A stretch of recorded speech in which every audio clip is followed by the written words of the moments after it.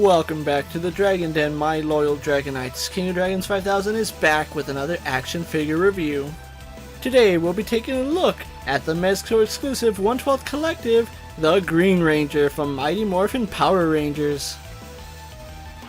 Taking the Green Ranger out of the box, we are greeted with a very lovely figure, but before we have a look at his details, let's run through his accessories. Green Ranger comes with two head sculpts. We have a helmeted head and an unmasked head. We also get several sets of hands for holding his accessories and various style posing.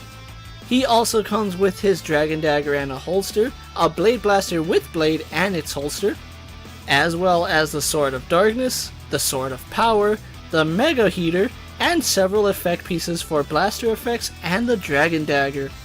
Finally, he does come with his Mezco 1/12 collective display stand, as well as the Mezco flight arm.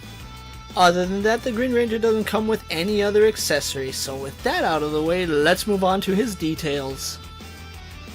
Mezco has done a great job representing the Green Ranger here in action figure form. The proportions on Green Ranger look pretty good, although I do feel like the torso might be a little bit chunky. As far as the helmet goes, he has a very impressive helmet sculpt. The visor and the dragon eyes are done in this really nice reflective black paint, and we do have the red jewel on the top of the helmet.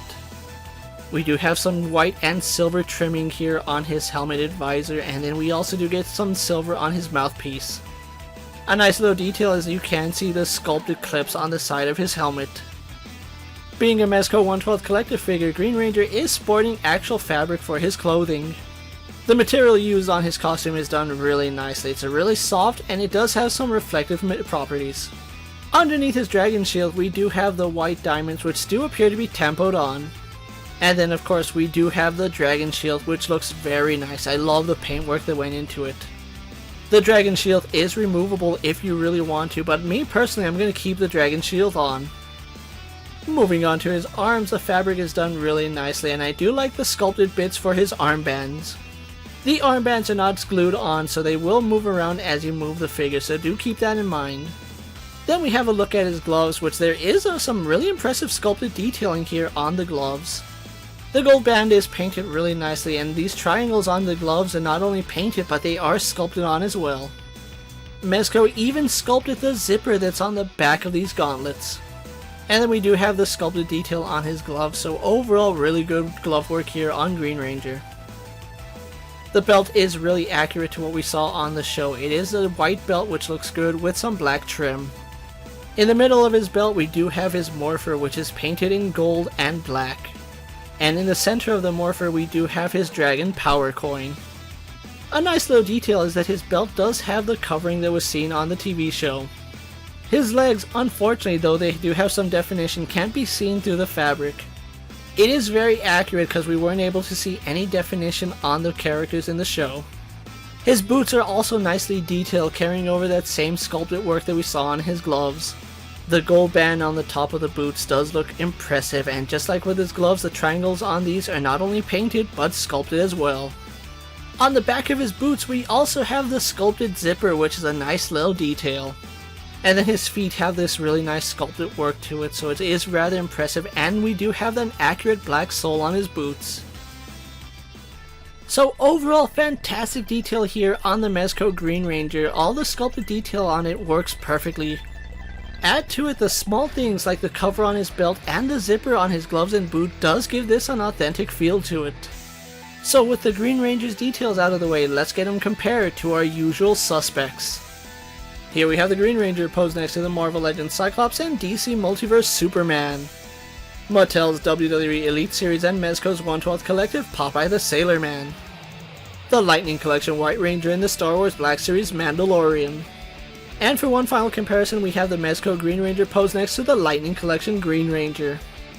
He is rather big, but the size actually does work for the scale. So with the comparisons out of the way, let's move on to Green Ranger's articulation. Green Ranger has a double ball joint in the head and in the neck. Arms go out to the side and would do a full 360. Swivel in his bicep and double hinged elbows. Ball hinge in his wrists. Ball jointed upper torso and ball jointed lower torso. Legs kick forward, go back, out to the side, and we have a thigh swivel.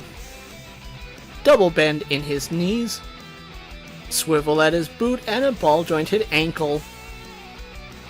So some pretty impressive articulation here on Green Ranger, and it works perfectly. So with everything said and done about the Green Ranger, let's actually get him posed for my final thoughts. Mezco has done a fantastic job capturing the likeness of the Green Ranger from Mighty Morphin Power Rangers. This is an excellent figure in terms of articulation and detail, and works perfectly for any Power Ranger collector. I do feel like the main torso on Green Ranger might be a little bit too thick, but everything else on this figure works perfectly. I am really impressed by what Mezco did with his helmet, both in the shape of the helmet and the details, including the clips on the side. The accessories work for Green Ranger, although some of them might be a little bit questionable. I don't ever recall Green Ranger using a blade blaster, and the mega heater is something I really could have done without. One little drawback to this figure is that the Dragon Dagger is rather fragile, especially with the buttons on the side.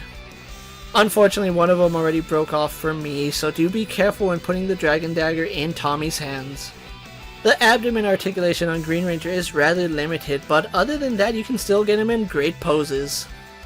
One major drawback to the Green Ranger is he is a Mezco exclusive figure.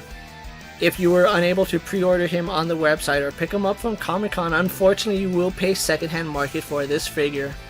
I highly recommend Mezco's Green Ranger for any Power Ranger collector or any fan of Tommy Oliver.